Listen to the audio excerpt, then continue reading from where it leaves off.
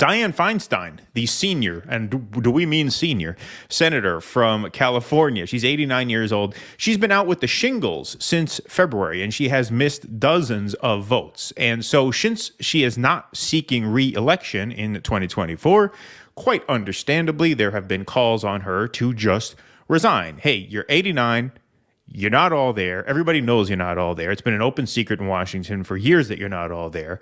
You're not running again. You're missing votes. You're making it tough to pass judges through. Why not just hang it up now?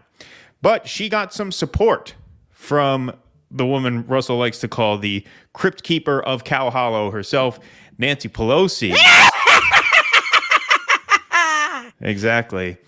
She says, well, you know, if only Feinstein were a man, we wouldn't be hearing these calls. Let's hear what Nancy Pelosi has to say, sticking up for Dianne Feinstein. Senator Feinstein has been a champion for California. For 20 years, I have been the leader or the Speaker of the House fighting for California, and I have seen up close and firsthand her great leadership for our country, but especially for our state of California. She deserves the respect to get well and be back on duty. And it's interesting to me. I don't know what political agendas are at work that are going after Senator Feinstein in that way. I've never seen them go after a man who was sick in the Senate in that way. Oh, really? Oh, really? Because I seem to remember only a few short months ago when it was very clear that John Fetterman was not cognitively fit to serve.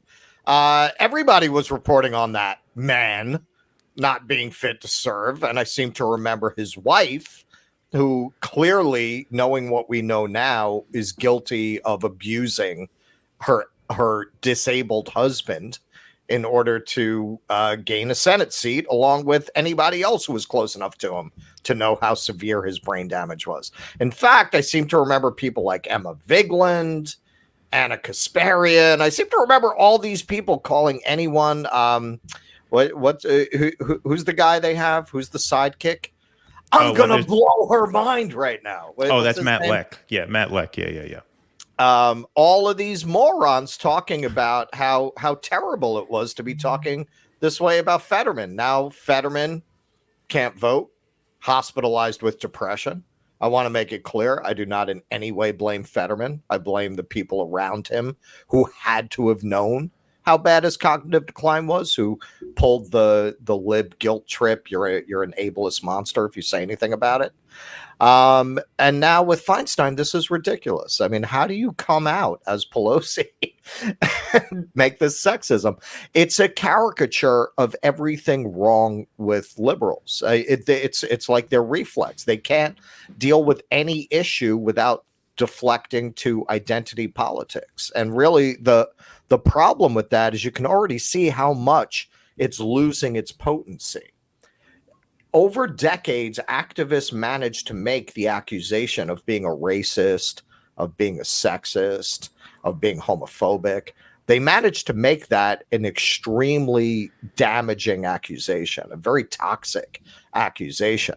And now by overusing it, by using it for everything, by using it in context where clearly it doesn't apply, they're doing the boy who cried wolf. They're taking away the power of these accusations when you use it in such an absurd context. Yeah, I mean, not only that, first of all, Fetterman is not especially old, right? So it's not an ageist thing with him either. No. But not only that, I mean, the way they've played this card in the past has burned them. You know what? I shouldn't say it's burned them. It's burned the country. It's actually helped Democrats quite a bit. The decision by Ruth Bader Ginsburg not to retire when she should have because she was old and sick when Obama was in the White House and they could have replaced her with a younger liberal on the bench.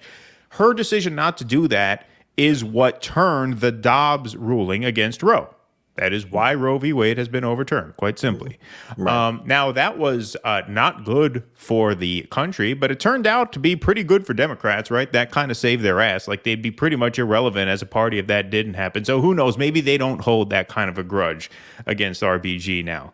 Because, yeah, she fucked over half the country, but Democrats do that on a daily basis. What's the difference? Sure. We were Sure. able to save our asses in the midterms over that. So perhaps that's not as good an example as I thought, but certainly to the base who actually cares about these issues and doesn't get through their head quite yet that the Democrats don't.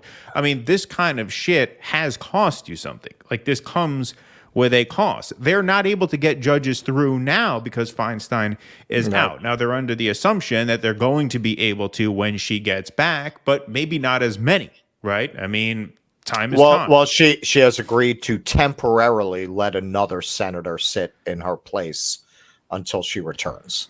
Okay. So now they've held up these judges for all this time, and now they're going to be able to start putting judges through. But to come out and pretend this is just that Dianne Feinstein is sick is ridiculous. The San Francisco Chronicle is not exactly the Daily Mail. They're the ones who really did the first piece, just calling out the elephant in the room, just laying out she is not all there. Everybody knows she's not all there. And that was a year ago. A year later, they're still letting this woman who doesn't know where she is serve. Please clap.